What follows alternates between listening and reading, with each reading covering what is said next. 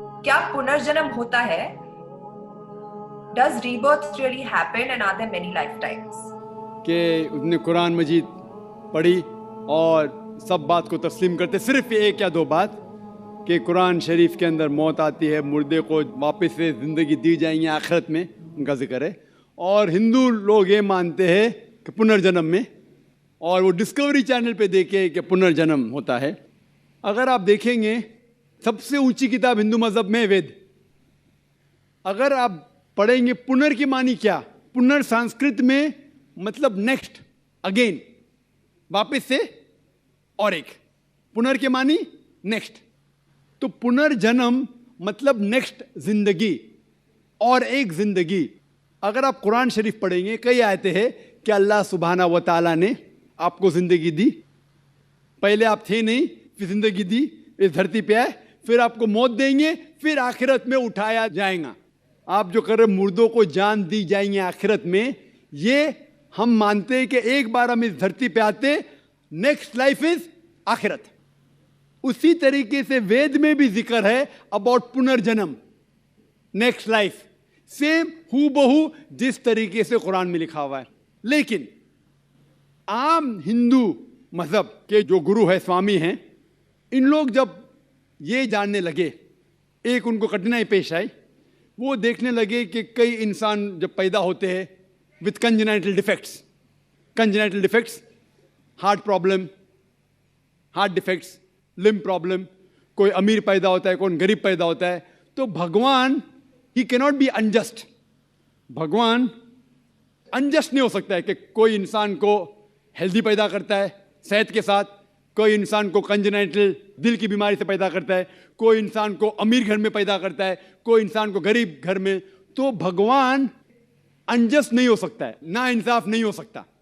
तो ये जो स्वामी लोग हैं, इन लोग ने एक नई चीज निकाली, संस्कारा। हिंदू मजहब में कहते संस्कारा, जो इंग्लिश में कहते हैं cycle of birth and rebirth, transmigration of soul. अंग्रेजी में कहते ट्रांसमाइग्रेशन ऑफ सोल, क्योंकि आप डॉक्टर है, आप जानते होंगे। ट्रांसमाइग्रेशन ऑफ सोल अंग्रेजी में कहते, संस्कृत में कहते संस्कारा, birth death, birth death, birth death. कहीं भी वेद में नहीं लिखा हुआ है कि birth death, birth death, birth death, कहीं भी वेद में नहीं लिखा है। चैलेंज है मेरा, ये इन लोग को मिलता है भगवत गीता के श्लोक से। भगवत गीता का श्लोक चैप्टर नंबर 2 में, वर्स नंबर 22 में, उसमें लिखा हुआ है कि जब कोई शख्स अपने कपड़े निकालता है तो वो नए कपड़े पहन लेता है, उसी तरीके से रूह एक नई जिस्म में जाती है। और ये भद्यांकर उपनिषद में भी इसका जिक्र है, आप पढ़ेंगे कि when a caterpillar climbs up the grass of blade, he jumps to a new grass. Same way the soul takes a new body. जिस तरीके से कैटरपिलर घास के ऊपर चढ़ता है और दूसरे घास पे जाता है, उसी तरीके से रूह एक नई बॉडी के अंदर जाता है। तो इस श्लोक के बुनियाद पर इन लोग ने एक फिलॉसफी पैदा की, संस्कारा, कि इंसान जो कर्म के बेस के ऊपर, कर्म और धर्म की फिलॉसफी, कर्म मतलब अच्छे कर्म करोगे धर्म के हिसाब से, तो अगले जन्म में आप अच्छे पैदा होंगे। अगर आपके कर्म बुरे होंगे तो अगले जन्म में आप हो सकता है कि लूला पैदा होंगे या लंगड़ा पैदा होंगे। और जो कहते हैं कि आप इंसान 7 बार बनेंगे, ये कौन कहता है?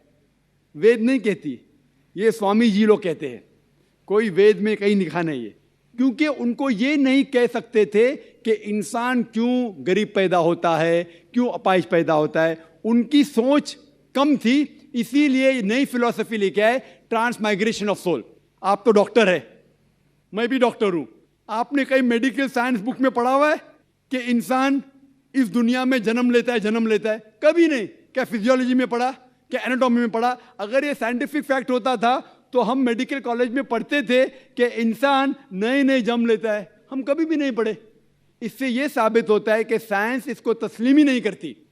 जो आप कह रहे डिस्कवरी चैनल में देखा, जो आप कह रहे हैं, अगर ये हक होता था तो हमारे साइंटिफिक बुक में भी ये लिखा होता। तो ये कहना कि साइंटिफिक प्रूफ है कि हम जन्म लेते हैं, बिल्कुल गलत है। इस्लाम जो इसका जवाब देता है वो है कि इस्लाम तस्लीम करता है कि अल्लाह सुब्हाना व तआला कुछ लोग को अपाहिज पैदा करता है, कुछ लोग को अच्छी सेहत देता है, कुछ को गरीब, कुछ को अमीर। इसकी वजह है कि अल्लाह ताला फरमाते हैं सूरह मुल्क में, सूरा नंबर 67 आयत नंबर 2 में, अल्लज़ी खलक़ल मौत वल हयाता, अल्लाह सुब्हाना व तआला ने मौत और ज़िंदगी बनाई ताकि आप लोग को जांच सके, आप लोग का इम्तिहान ले सके, आप लोगों में से कुछ लोग अच्छे हैं। ये जांच पड़ताल करने के लिए ये ज़िंदगी हमारे लिए इम्तिहान है। और अल्लाह ताला फरमाते हैं सूरह अनफाल में, सूरा नंबर 8 आयत नंबर 28 में, कि आपके बच्चे और आपकी जायदाद आपके लिए फितना है। आपकी जायदाद और आपके बच्चे आपके लिए एक टेस्ट है, आपके लिए इम्तिहान है। अल्लाह ताला कुछ लोग को गरीब घर में पैदा करता है, कुछ लोग को अमीर। जो लोग अमीर है उनके लिए इम्तिहान है कि वो ज़कात देते क्या नहीं। जैसा कि मैंने कहा मेरी तकरीर में, तीसरी बुनियादी बात इस्लाम में है ज़कात। जिस शख्स के पास 85 ग्राम से ज़्यादा सोना है या उसके मुकाबले में धन है, उसको 2.5% ज़कात देना फ़र्ज़ है। जो आदमी अमीर है, कुछ अमीर लोग बराबर ज़कात देते, कुछ लोग आधा देते, कुछ लोग देते ही नहीं। तो अमीर इंसान को शायद 100% मार्क्स मिले या 50% मार्क्स मिले या 0% मिले। वो गरीब इंसान को ज़कात में तो 100 मार्क्स मिलता है, 100 आउट ऑफ 100। उसको ज़कात देना ही नहीं। हम कहते रहे बेचारा गरीब इंसान है, लेकिन असल में देखे जाओ तो उसको उस इम्तिहान में, गुर्बत के इम्तिहान में 100% मार्क्स मिले। आप समझ रहे? इसी तरीके से अल्लाह ताला कहते हैं कि आपके बच्चे आपके लिए इम्तिहान है। हो सकता है मिसाल के तौर पे एक अच्छे जोड़ी है, अच्छे मुसलमान है, 5 टाइम नमाज पढ़ रहे हैं, हज को गए हैं, रमज़ान में रोज़ा रखते हैं, ज़कात देते हैं। अल्लाह ताला उनका और बड़ा इम्तिहान लेना चाहता है। जितना बड़ा इम्तिहान उतना बड़ा इनाम। मिसाल के तौर पे अगर आप बीए पास करते तो आपको सिर्फ ग्रेजुएशन मिलता है।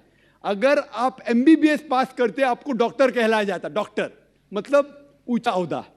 इसी तरीके से अल्लाह सुब्हाना व तआला हो सकता है कि उस जोड़ी को इम्तिहान और सख्त देता है और ऐसा बच्चा पैदा करता है जो अपाहिज है। अल्लाह ये देखना चाहता है कि अपाहिज बच्चा पैदा करने के बावजूद वो अल्लाह के ऊपर ईमान रखता है क्या नहीं। अगर ईमान रखता है तो अल्लाह उसे जन्नत फिरदौस देना चाहता है। और कठिन इम्तिहान और बड़ा इनाम। हो सकता है कि वो इम्तिहान में फेल हो जाएगा। तो ये कुरान की आयत है, आपके बच्चे आपके लिए इम्तिहान है। कभी कोई भी अगर कलामिटी आती है, कोई भी आपको नुकसान होता है, इधर वो आपके लिए इम्तिहान है या आपके लिए सज़ा है। जब भी कोई भी आपको इनाम मिलता है, वो इधर आपके लिए इम्तिहान है या आपके लिए रिवॉर्ड है। तो इसी तरीके से क्योंकि हिंदू मज़हब के जो स्वामी हैं वो इसको नहीं समझ सके, इसीलिए एक नई फिलॉसफी संस्कारा लेके आए जो बिल्कुल वेद में नहीं लिखी है। वेद बात करता है पुनर्जन्म। पुनर्जन्म मतलब नेक्स्ट लाइफ, जिसका जिक्र कुरान में भी है, आखिरत की ज़िंदगी। तो वेद और कुरान सेम ज़िंदगी क्या बात कर रहा है कि इस दुनिया में आप आते हैं, एक बार आते हैं, सही तरीके से जिएंगे तो एक बार काफ़ी है, और ये दुनिया आखिरत के लिए इम्तिहान है।